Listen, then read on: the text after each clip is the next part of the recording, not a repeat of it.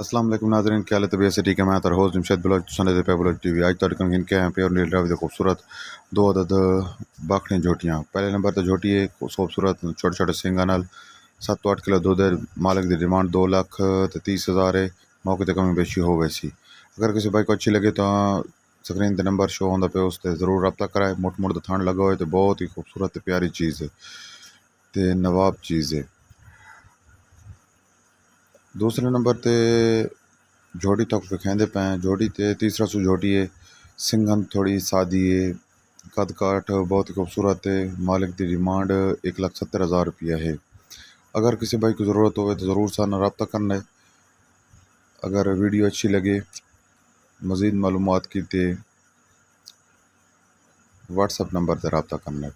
اگر ویڈیو اچھی لگے تو چینل نو لائک کرنا ہے، سبسکرائب کرنا ہے، دوستاں نال تے شیئر کرنا ہے. اسی طرح آج دی خوبصورت ویڈیو دے اختتام کریں. پاکستان زندہ باد، پاک فوج پائندہ باد. اللہ حافظ.